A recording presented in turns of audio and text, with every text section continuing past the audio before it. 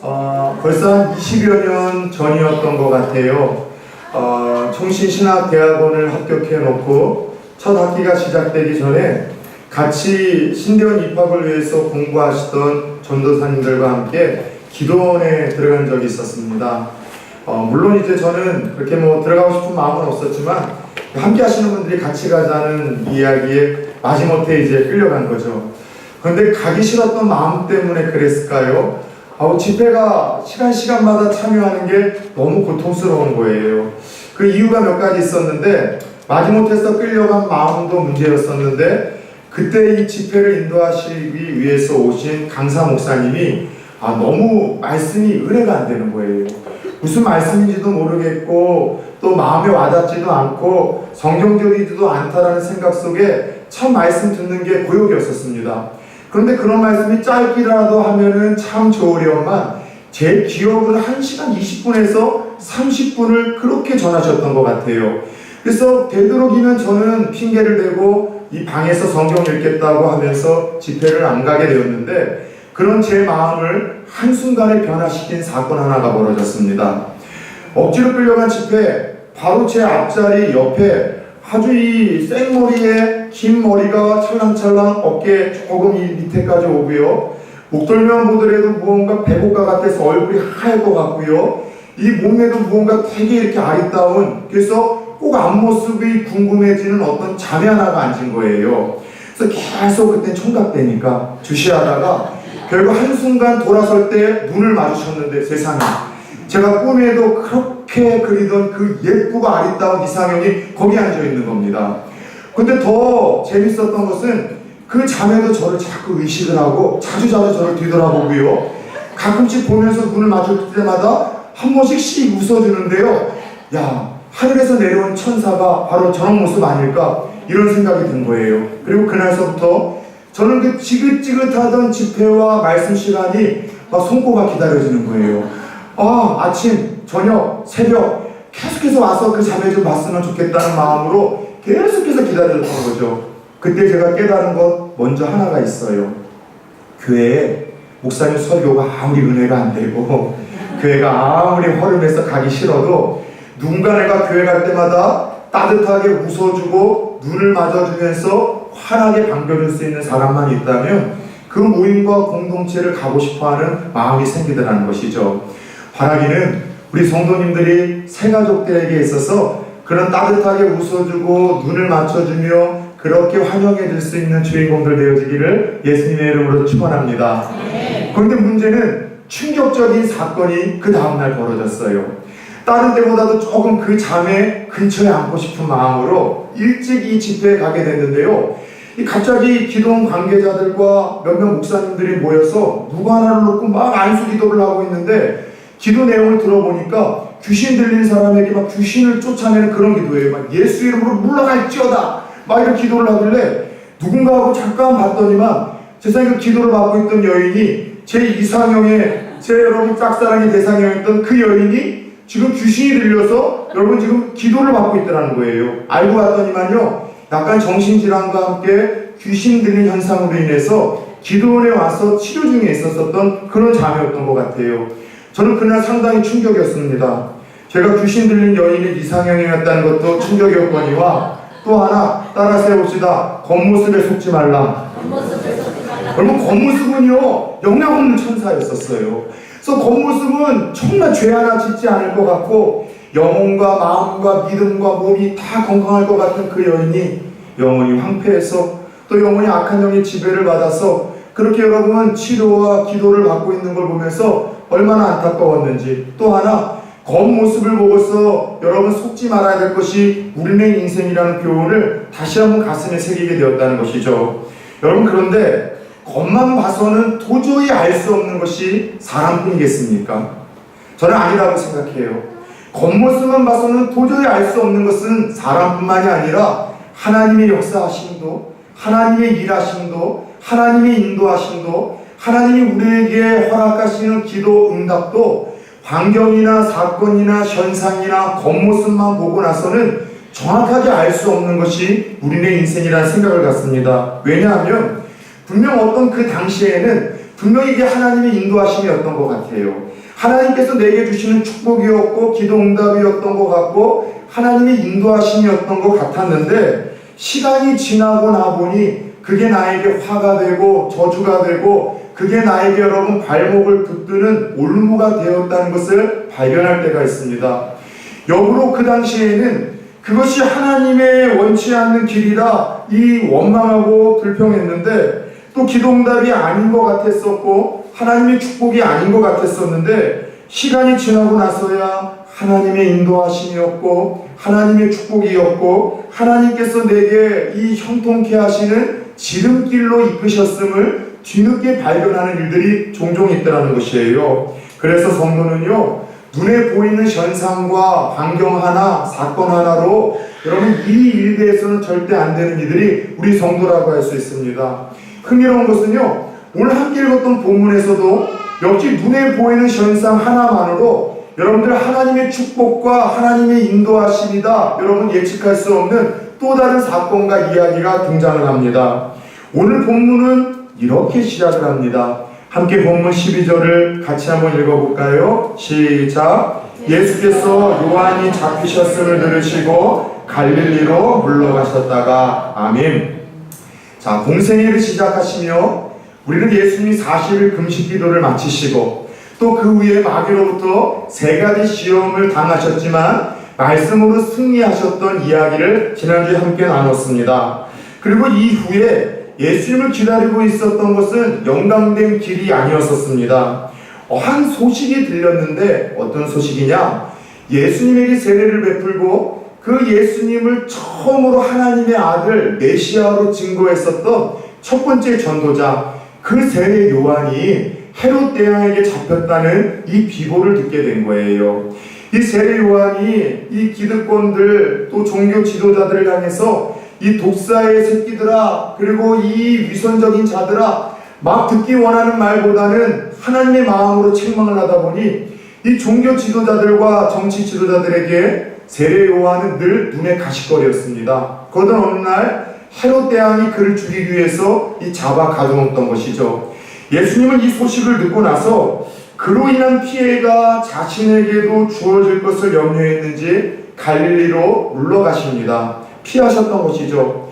예수님이 세례 요한이 잡히셨다는 이야기를 듣고 자기 몸 하나 간수하기 위해서 피하셨다는 이야기에 예수님이 조금 치사하다는 느낌이 들어 이해가 안 되시는 분들이 있습니까? 그런데 오늘 예수님이 이 소식을 듣고 물러가셨다라는 이 말씀을 헬라어로 보면은 아나코레인이라는 단어로 기록되어 있는데, 이 단어는요, 어떤 위험이나 위기에 직면했을 때 일시적으로 은신할 때, 피할 때 쓰여있는 그런 단어였습니다.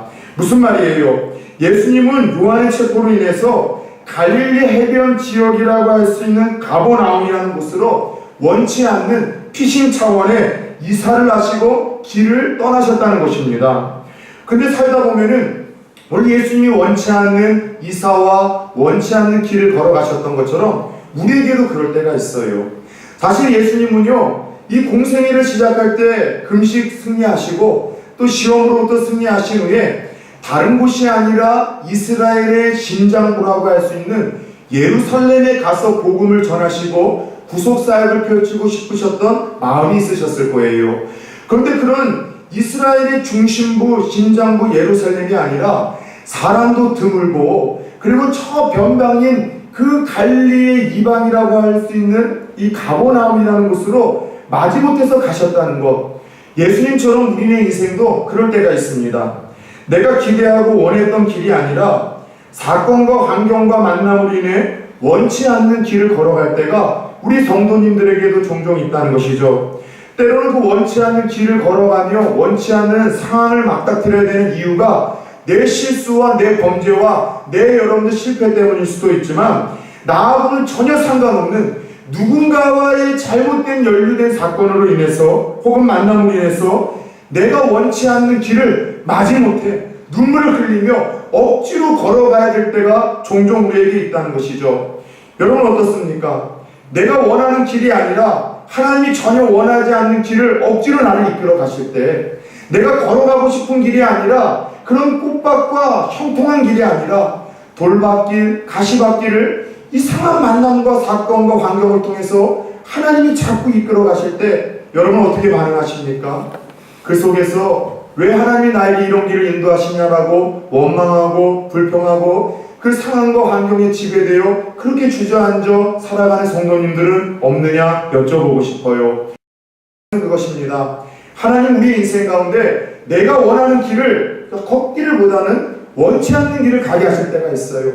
마치 예수님은 예루살렘으로 가고 싶었는데 뜻하지 않는 세례 요한의 잡힘 사건을 통해서 갈릴리 그 지변의 가버나움과 그 북방 지역으로 가셔야만 했던 것처럼 우리도 그렇게 걸어갈 때가 있다는 것이죠. 중요한 것은 기도하고 기대했지만 하나님이 내 삶을 원치 않는 길로 이끌어 가실 때 우리는 어떻게 반응하며 무엇을 기억하며 살아야 되냐는 것이죠. 첫 번째는 따라서 해봅시다. 이 길에도 하나님의 선한 계획과 뜻이 있음을 기억해야 합니다.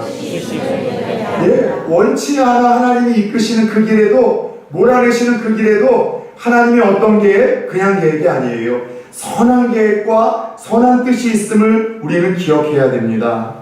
여러분, 주님께서 세례 요한이 잡히심으로 말미암아 그 피해가 당신에게도 올지 모른다는 염려 속에 원치 않은 이사를 하게 된 이 사건이 우연으로 일어난 걸까요? 어쩌다가 저절로 일어난 사건일까요? 아니에요. 여러분, 이사야 9장 1절 2절을 보면 이 사건은 우연으로 어쩌다가 일어난 일이 아니라 하나님의 계획과 섭리가 이루어져가는 한 일부분이었음을 성경은 우리에게 밝히고 있습니다. 함께 우리 이사야 9장 1절 2절을 같이 한번 읽어볼까요? 시작. 전에 고통받던 자들에게는 그감이 없으리로다. 옛적에는 여호와께서 스불론 땅과 납달리 땅이 멸시를 당하게 하셨더니 후에는 해변길과 요단 저쪽 이방의 갈릴리를 영화롭게 하셨느니라. 흑암에 행하던 백성이 큰 빛을 보고 사망의 그늘진 땅에 거주하던 자에게 빛이 비치도다. 아멘. 이 말씀은요, 예수님께서 인간의 몸을 입고 이 땅에 오시기 700년 전에 이사야라는 선지자를 통해서 예수님이 오셔서 어떤 땅을 가게 되실 건지에 대한 예언, 그리고 그 땅에 가서 어떤 일들이 일어날 것인지에 대한 아주 구체적인 예언과 약속의 말씀인데, 예수님이 뜻하지 않은 사건으로 마지못해 원하지 않는 길을 걸으시고 이사를 가신 것 같지만 700년 전에 하나님이 약속하시고 예언하신 그 모든 것을 이루시기 위한, 다시 말하자면 하나님의 약속을 이루어 가시는 섭리와 계획의 일부분으로 하나님은 예수님을 그곳으로 이사하게 하시고 그 길을 걸어가게 하셨음을 성경은 밝히고 있는 것입니다. 결론부터 이야기하자면 예수님이 원하지 않았던 이 길을 걸어가시어 원하지 않았던 그 변방의 땅에 살게 되심으로 말미암아 예수님이 12 제자 중에 가룟 유다 외에 11명의 제자를 그곳에서 만나시고 그곳에서 불러내십니다.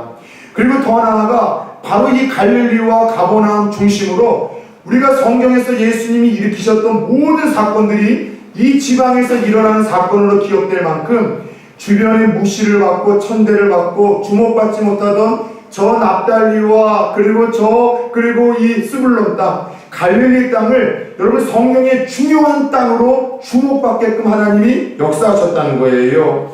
여러분, 그래요. 하나님께서는 우리가 원하지 않는 길을 억지로 걸어가게 하심으로 말미암아 그곳에서 예비하신 새로운 만남들을 갖게 하시고 그 만남들을 통해 결국 우리에게 주고자 하시는 어떤 축복과 은혜를 하나님은 허락하시는 분이라는 거죠. 구약 성경을 보면 야곱의 12아들 중에 가장 유명한 한 이가 있습니다. 누구일까요? 단연 요셉을 우리는 꼽을 수 있겠죠. 그런데 한번 잘 생각해 봅시다. 우리가 존경하고 사랑하고 잘 알고 있는 그 요셉만큼 원하지 않는 길을 억지로 걸어가고 마지못해 걸어가며 고난당한 형제가 그의 아들들 중에 누가 있었습니까? 이 요셉은 심지어 다른 이도 아니라 피묻히었었던 그의 형제들에게 배신을 당하고 형제들의 손에 의해 팔려 여러분 이국 땅으로 가고 싶지 않았던 길을 걸어갔던 사람이었어요.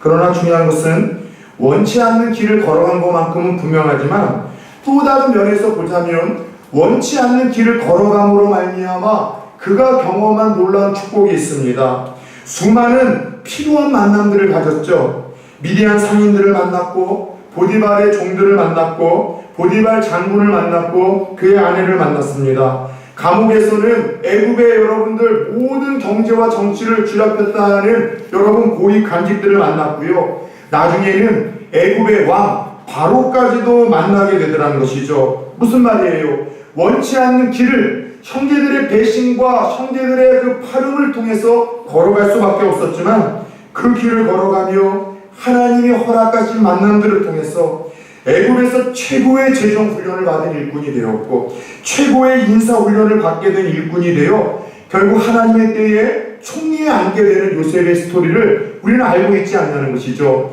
중요한 것은 요셉은 걸어가기 원하지 않았었던 마지못했던 그 길을 걸어가면서 이런 은혜와 축복을 도상에서 맛보고 누렸다는 거예요.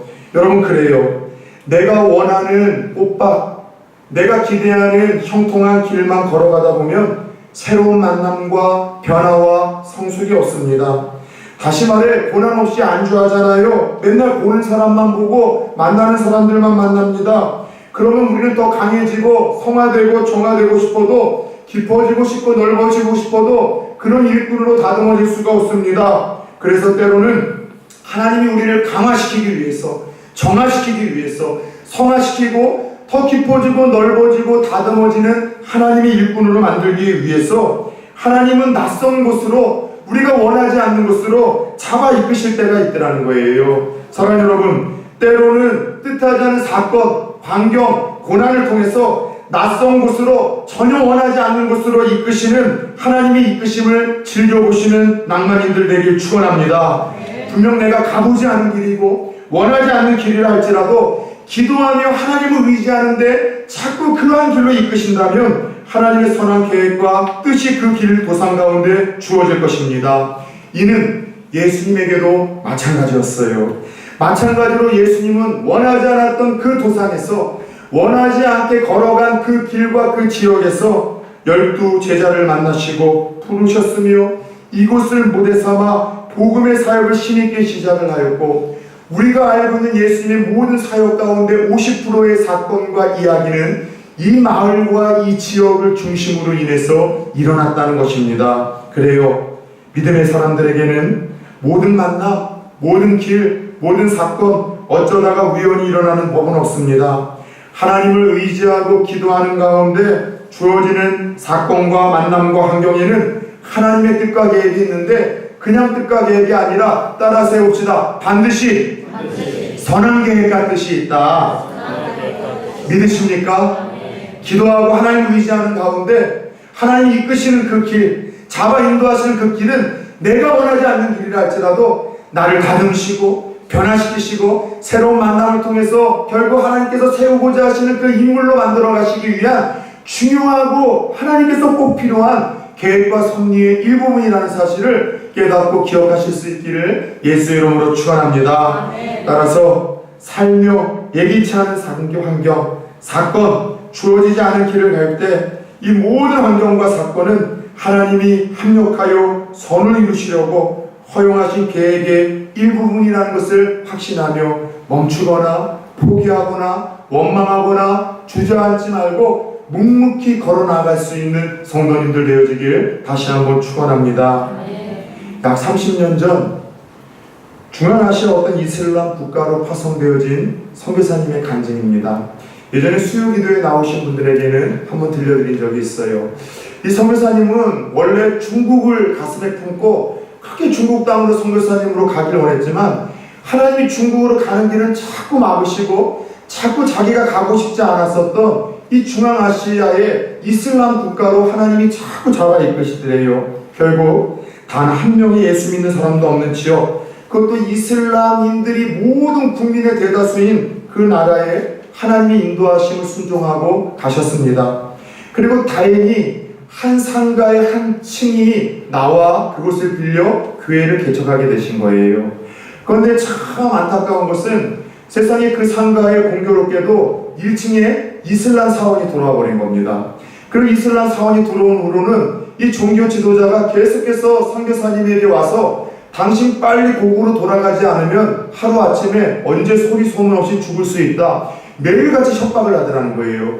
그래서 선교사님은 그 협박이 두려워서 잘됐다. 내가 오고 싶은 선교지도 아니었는데 이 핑계 삼아 중국으로 가자 마음을 먹고 준비를 할 때마다 하나님이 자꾸 기도하시는데 하나님이 책망을 하시더라는 거예요. 내가 너를 여기로 이끌었는데. 그리고 그렇게 하나님의 그 이끄심 속에 기도하다 보니 그 두려운 마음에 담대함이 생기고 용기가 생기더랍니다. 그 후로도 계속해서 협박하러 찾아오는 이슬람 지도자가 죽을지도 모르니 빨리 나가라는 이야기를 할 때마다 이렇게 반응을 하셨다고 합니다. 제가 나가고 싶긴 하지만 이 결정은 내 마음대로 할 수 없습니다. 지시하시는 윗분의 허락이 있어야 되는데 그분의 허락이 없습니다.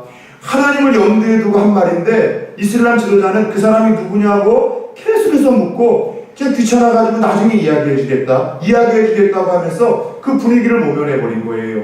그런데 그 당시 이 우리나라가 북방 외교에 힘쓰면서 한국의 대통령이 이 나라를 자주 방문할 일이 생겼는데 문제는 통역 없어서 여러분들 대사관 연락을 받고 이 선교사님이 가서 두 대통령 사이에 앉아 통역을 해주게 되었습니다.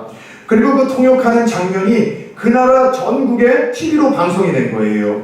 그렇게 그날 회담에 이 선교사님이 통역하는 것이 방송된 후 저녁에 이슬람 지도자가 또 찾아와서 교회 문을 두드리더랍니다. 그래서 하는 얘기가 지난번에 텔레비전에서 당신을 봤는데 이전에 윗분의 허락을 받아야 한다고 했는데 그 윗분이 혹시 대통령이었느냐고 오늘 알게 되었다고 당신의 마음이 충분히 이해가 된다고 하면서 그 뒤로 협박을 안 하더랍니다. 그런데 그것도 며칠 또 이번에는 종교 지도자가 와서 협박이 아니라 되게 당혹스러운 이 표정으로 제안을 하더라는 거예요. 어떤 제안인가 하면 이 이슬람 교인들은요 기독교인들과 한 건물에 있는 것을 되게 불명예스럽게 생각을 한다고 합니다. 그래서 다른 이슬람 교인들이 자꾸 여러분들 쫓아내라고 부추기는데 그 윗분이 누구인 것을 확인했어요. 대통령이라고 생각을 하니까 한 분은 건드릴 수 없어서 어떤 결정을 이슬람 교인들이 내렸느냐, 교회 근처에 약간의 작은 땅을 줄 테니 거기 가서 교회를 지으라는 거예요. 근데 약간의 작은 그 땅이 4,500평의 땅이었다고 합니다. 그래서 선교사님은 너무나 좋았지만 마지못해 억지로 가는 표정을 짓고 그래서 안전한 곳으로 넓은 곳에 가서 교회를 짓고 지금까지 사역을 하게 됐다는 거예요. 그래서 전 세계에 이슬람 지역에서 이슬람 교도들의 헌금으로 지어진 하나님의 집은 자기 교회가 유일무일 거라는 그런 간증을 하시더라는 겁니다. 여러분 그래요. 인생이라는 것은 그래요. 알고 가는 것이 아닙니다. 믿고 가는 것입니다. 내가 기도하고 하나님을 의지했는데 자꾸 어떤 사건과 환경과 만남을 통해서 원치 않는 길로 이끄신다면 거기에 하나님의 선한 뜻이 있음을 알고 힘들어도 하나님을 믿고 그냥 가는 것, 이게 믿음이고 신앙이고 능력인 줄 믿으시기 바랍니다.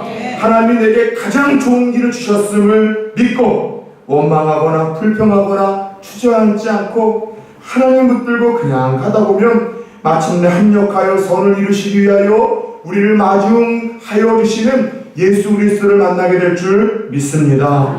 두 번째, 원하지 않는 길을 걸어가게 될 때 우리가 보여야 될 반응과 기억해야 될 믿음은 무엇일까요? 따라서 해봅시다. 이 길에서도 우리의 사명과 정체성이 무엇인지 기억해야 됩니다.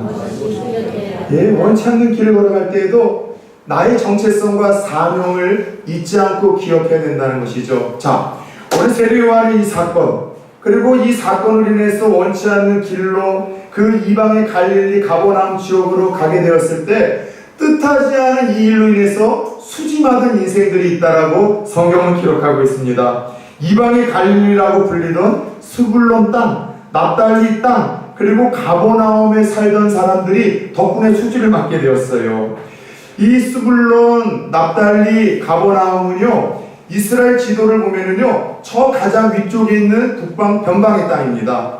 여러분 우리나라만 해도 그렇잖아요. 조금 수도에서 멀리 떨어져 있는 끝자락에 있는 땅들은 정치나 경제나 문화나 교육 수준에서 조금 많이 떨어지는 것 사실 아니겠습니까? 예수님 당시에는 그런 일들이 더 심했어요. 그래서 북방 지역에는요 되게 쫀 사람들이 살아서 무시와 천대를 받았는데, 무시와 천대를 받은 더 큰 이유는요 이 변방 쪽에 있다 보니 잦은 이방의 침략이 있었었고 전쟁이 일어나면 항상 최고의 피해자들은 어린아이와 여성들이잖아요. 겁탈을 당하다 보니까 그 혼혈 아이들을 많이 여러분들 배출을 해서 그 땅에는요 순수한 유대의 혈통이 아니라 이런 혼혈족들이 많이 살다 보니 이 혈통을 중시한 유대인들은 피가 섞였다고 해서 이스라엘 안에 있는 땅이지만 이 이방과 같은 갈릴리라고 이야기를 하며 무시하고 천대하던 그런 주목받지 못하던 어두운 땅이었었습니다. 그런데 오늘 예수님이 이 땅에 가게 되심으로 말미암아 그 어두움 속에서 천대와 무시받던 이들에게 생명과 소망의 빛이 비치게 되었고 그 주목받지 못하던 땅이 오늘날 우리도 성경을 읽을 때마다 아주 익숙한 지명으로 알려질 만큼 유명한 땅으로 드러나게 됐다는 것이죠. 왜 그래요? 예수님은 그곳에서도 자신의 사명을 잊지 않으셨어요. 마지못해 피난 차원으로 걷게 된 길이셨고 머물게 된 곳이었었지만 그분이 이 땅에 오셨던 그 유일한 사명, 그 사명이 뭐예요? 잃어버린 자를 찾으러 오셨잖아요. 죄인들을 부르러 오셨잖아요. 가난한 자들에게 부유함과 빛을 주시기 위해 오셨습니다. 그래서 그분은 심지어 마지못해 걸어갔던 그 땅에서도 그 사명을 따라 가는 곳마다 복음을 전하시고 가는 곳마다 병든 자들을 치료하시고 가는 자마다 하나님의 나라를 선포하시며 가난한 자들을 위로하시고 치유하시며 생명의 역사를 이루어내셨다는 것이죠. 다시 말해 주님은 어디서든 자신의 사명을 잊지 않고 어떤 환경이든 복음 증거하여 생명 살리는 축복의 통로가 되셨다는 겁니다. 제가 여러분들에게 자주 드린 신앙과 믿음의 정의가 있을 거예요. 여러분 신앙이라는 게 뭡니까? 믿음이라는 게 뭡니까? 너무 형이상적으로 심화된 생각과 정의를 가지고 있습니까? 아니에요. 신앙생활이란 첫 번째 예수 만나는 거라니까요. 예수 만나지 않고서 하는 모든 종교적인 제의는요 그건 신앙생활, 믿음생활이 아니라 그거는 종교생활이에요. 저는 죄송하지만 한 수십 년 동안 목회를 하면서 교회 안에 예수 만나지 못하고 마치 만난 것처럼 종교생활을 하시는 분들 참 많이 만나보았습니다. 혹 우리 부산 초원교회 다리 예수 그리스도를 나의 하나님, 나의 구원자, 나의 메시아로 영접하고 인정하고 만나지 못한 분들이 있다면 마태가 들려주는 그분의 이야기, 이 말씀이 끝나기 전에 예수 그리스도를 나의 하나님, 나의 구원자, 나의 생명의 주인으로 만나는 진정한 신앙과 진정한 믿음의 생활에 이 포문이 열릴 수 있기를 예수 이름으로 축원합니다. 더 나아가 이 신앙생활이라는 것은 예수 만나는 것이요 나를 만나주신 그 예수를 흉내내는 것, 예수 닮아가는 것, 예수 쫓아가는 것이 이게 신앙생활이라니까요. 예수님처럼 말하고 예수님처럼 선택하고 예수님이 주셨던 중요한 가치에 나도 중요한 가치와 우선순위를 두고 예수님이 걸어가셨던 그 길을 쫓아가는 흉내내는 것, 이것이 신앙생활이에요.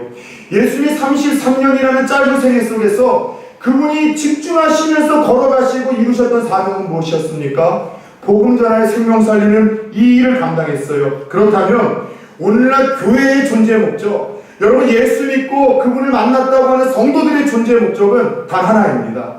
예수님이 그러하셨듯이 교회와 성도는요 나를 만나주신 그 예수 그리스도 흉내내고 닮아가는 거예요. 그분이 뭐에 집중하셨어요? 죽어가는 자들에게 복음 전하고 예수 모르는 자에게 예수의 생명 전해서 하나님 나라에 들어가게 하셨으며 가난하고 연약하고 상처 입은 자들에게 살 소망을 주시는 일을 하셨기에 오늘 교회와 성도들이 힘써야 하며 집중해야 될 사명이 바로 이것 아니겠냐는 것이죠. 그런데 오늘 다른 거는 다 흉내를 내는데 예수님이 33년 동안 사시며 가장 집중하셨던 그 일, 심지어 원하지 않는 그 길을 걸어가시며 잊고 싶지 않았던 그 땅에서조차 잊지 않고 하셨던 이 복음 전하는 이 사명을 여러분 소외하는, 무시하는, 소홀히 하는 교회와 성도들이 많다는 것은 목사가 가지고 있는 잘못된 선입견과 편견일까요? 저는 그런 분들이 참 많다고 생각합니다. 툭 까놓고 얘기해 봅시다. 여러분 전도하는 거 힘들죠? 힘 안 듭니까? 힘들잖아요. 저도 힘들어요. 근데 더 솔직하게 우리 한번 마음을 놓아봅시다. 전도는 힘들기보다는 부담이 되고 하기 싫어서 안 합니다. 하기 싫잖아요. 부담이 되잖아요. 근데 여러분 곰곰이 생각해보면 우리의 인생에서 유익이 되고 보람을 주고 행복으로 이끌기 위한 모든 일들은 다 하기 싫은 일들이에요. 여러분 공부가 하기 좋은 사람이 있습니까? 우리에 있어서 공부는 꼭 필요해요. 우리의 보람, 유익, 행복, 인간다움, 이걸 위해서 공부는 반드시 중요하지만 하기 싫습니다.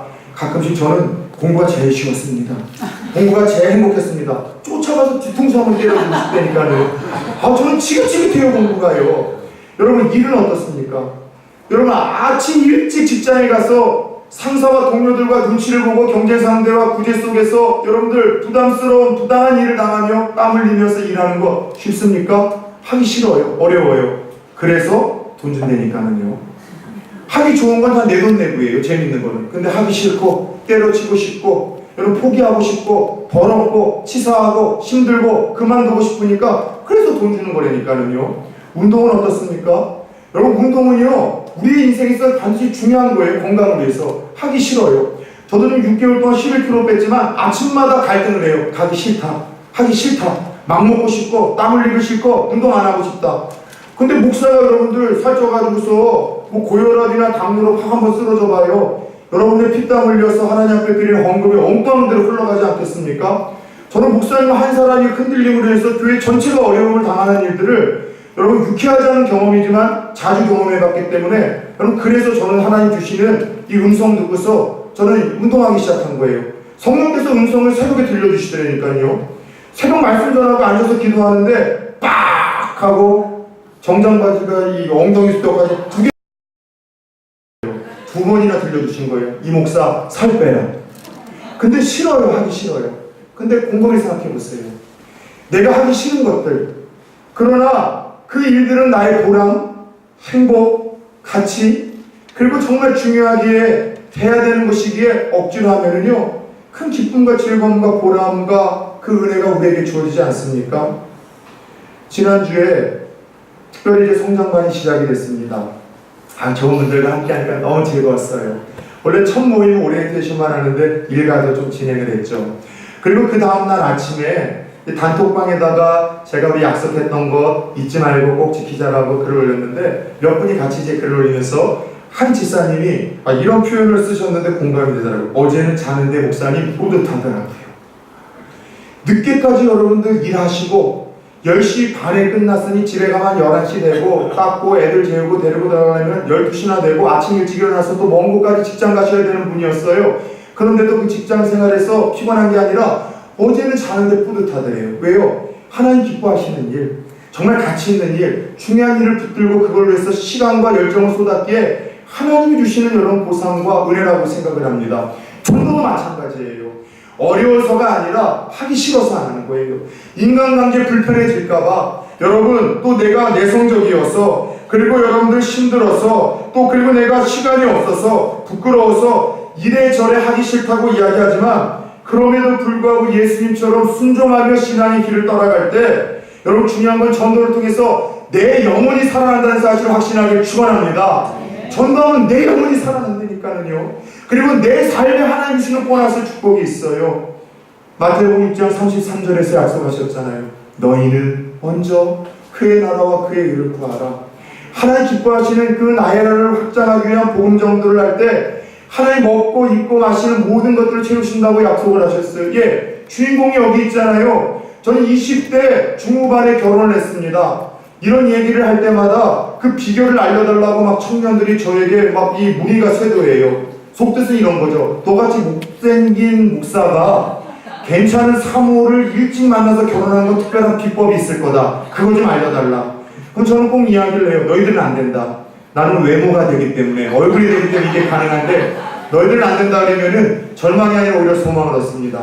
다른 거 아니에요. 많이 들었잖아요. 필리핀에 갔을 때 여러분 저는요 놀라갔어요. 너무 한국에서의 사역이 힘들어서 탈진을 해서 전도사라는 신분 숨기고 놀라갔는데 제 신분이 여행사를 통해서 현지 교회에 전달이 돼서 그 교회에서 열심히 전도사 하나 보내달라고 기도하고 있었는데 내가 가기 전에 응답됐다라고 저를 기다리고 있더군요. 억지로 놀라갔던 그 쉬라 갔던 필리핀에서 콕 껴가지고요. 저희 교회에서 한 130명, 140명 모이는 교회인데 주일학교 처음 맡았고요. 찬양인도 해야 됐었고요. 성가대 주의했어야 됐고요. 중고 청년들 유학생들까지 혼자 다 가르쳐야 돼서 여러분 코를 엉뚱하게 깨서 전혀 가고 싶지 않은 길을 걸어갔습니다. 그런데도 거기서 전도사인 이제 신분이 밝혀졌으니 어떻게 해야 되겠습니까? 까짓것 전도하자. 그래서 거기서 거짓말 안 하고요. 깡패 하나, 이런 사고치고 한국에 들어온 깡패 하나 전도했고요. 술집에서 일하는 자매 하나 전도를 했고요. 또 하나 처제하고 함께 여러분들 기웃기웃대던 자매 둘을 여러분 전도했는데 그 중에 하나가 제 아내라는 사실 아십니까? 먼저 그의 나라와 그의 일을 구하다 보면은요, 하나님 주시는 특별한 복이 있다는 거죠. 여러분, 하기 싫지만 나의 사명이 이것인 것을 알고 집중하며 나갈 때 내 영혼이 살고 하나님은 내게 필요한 것들을 채우시고 왜 아멘을 안 하십니까? 그리고 더 나아가 내가 전도한 대상자가 살고 하나님이 영광 받으시는 줄 믿으시기 바랍니다. 그래서 천국에서 가장 큰 칭찬과 영광의 주인공은 바로 전도하여 생명 살리는 일에 힘쓴 자들일 거라고 약속을 하셨죠. 가끔 성경 공부를 하면서 이 아이스 브레이크 시간에 제가 그런 질문을 던질 때가 있어요.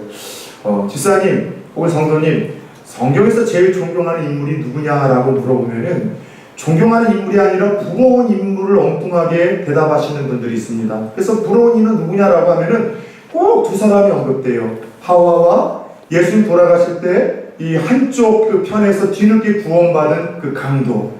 하와를 부러워하는 이유는 시어머니가 없어서 부럽다라고 주로 결혼을 한 지 얼마 안 된 며느님들이 대답을 하는데 이해는 되는데 조금 마음이 슬픕니다. 하와는 인류 첫 번째 여인이니까 시어머니가 없는데 그래서 부럽다는 거예요. 그러면은 예수님 한쪽 편에 있는 강도는 왜 부럽냐고 이야기를 했더니만 다른 이유 아니에요. 평생 이 땅에서 지 할 거 다 하고 지을 집 다 지우고 마음껏 살고 마음껏 돈 쓰다가 끝물에 가가지고 예수님 믿고 천국에 가니 얼마나 부럽냐는 거예요. 여러분, 근데 저는요 그 이야기를 듣고 그렇게 끝물에 한쪽 편에 달렸던 강도가 천국 갔을 때 그 강도가 정말 행복했을까? 물론 천국 갔을 때 행복했죠. 그러나 그 강도에게 물어보면은요 정말 부러운 사람들이 있을 거예요. 첫 번째는 이 땅에서 예수를 일찌감치 믿어 예수를 위해서 헌신하고 충성하고 하나님이 가장 기뻐하시는 일을 위해서 영광스러운 상급을 묵묵히 쌓아가는 성도들이, 저는 강도들이 제일 부러워할 거라고 생각합니다. 더 나아가 이미 이 땅에서 그렇게 복음 전하기 위하여 자신이 가진 모든 것을 드리다가 순교조차까지도 하며 그 생명 사는 일을 위해서 헌신하다가 하나님 품에 안겨 면류관을 쓰고 다니는 그와 같은 전도자들이 제일 부러울 거라고 저는 강도는 이야기하지 않을까요? 오늘 주님은 그러셨어요. 원하지 않는 그 길을 걸어가시면서도 핑계거리가 얼마나 많았겠습니까? 지금은 상황이 안 돼서 전도할 수 없어. 그럼에도 불구하고 그분은 그곳에서조차 자신의 정체성과 메시아라는 사명을 잊지 아니하고 복음을 전하여 그분도 또 수많은 이들도 하나님의 영광도 이루어가시며 아름다운 한 생애를 마무리하셨다는 것이죠. 사랑 여러분, 주께서 자꾸 내가 원하는 길이 아니고 바라던 길이 아니라 원치 않았던 길로 이끄시고 요즘에 나와 우리 가정과 나의 모든 상황들을 이상한 길로 이끄시는 것 같습니까? 그래도 내가 기도하고 하나님을 의지하면서 열리는 길이라면 하나님의 선한 뜻, 섭리하심이 있음을 믿고 기대하시며 묵묵히 나가봅시다. 만나야 될 자들을 그 길에서 요새처럼 만나게 하셔서 다듬어주게 하실 것이고 더 깊어지게 하실 것이고 정화되게 하실 것이고 성화되게 하실 것이고 강화되어 마침내 주께서 쓰실 만한 그릇으로 우리들을 빚어가시리라 믿습니다. 더 나아가 그 길에서도 사명 잊지 말고 복음 전함으로 누군가에게 예수님처럼 빛과 생명의 통로가 되어 주십시오. 전도하기 힘들어도 부끄러워도 열매가 없어도 포기하지 마십시오. 우리가 열심을 다해서 심고 열심을 다해서 뿌리면 하나님이 택한 자들의 심령의 때가 되면 열매 맺게 하시리라 믿습니다. 끝으로 오늘 이 말씀을 우리 성도님들을 마지막으로 축복하고 싶습니다. 본문 17절 말씀을 함께 보겠습니다. 시작. 이때부터 예수께서 비로소 전파하여 이르시되 회개하라 천국이 가까이 왔느니라 하시더라. 아멘. 무슨 이야기예요? 뜻하지 않는 사건으로 원치 않는 길을 걸어가셔서 거하고 싶지 않았던 그곳을 거하게 되었던 그때부터 예상하지 못한 반전이 일어났다는 거예요. 오히려 이때부터 더 힘있는 메시아로서의 사역이 시작되었음을 우리들에게 선포하고 있습니다. 바라기는 오늘 예수님이 원치 않는 길을 걸어가셨지만 그러나 이때부터 메시아로서의 공생의 사역이 폭발적으로 시작되었던 것처럼 우리 성도님들에게도 원치 않는 길로 하나님이 혹 이끄실 때 그럼에도 불구하고 선한 계획과 뜻이 있음을 믿고 그 길에서도 사명과 정체성을 잃지 않고 복음 증거하며 나갈 때 바로 그때부터 바로 이때부터 은혜와 축복과 믿음의 전성기가 시작되어질 수 있기를 예수 그리스도의 이름으로 축원합니다. 아멘. 주신 말씀 생각하며 다음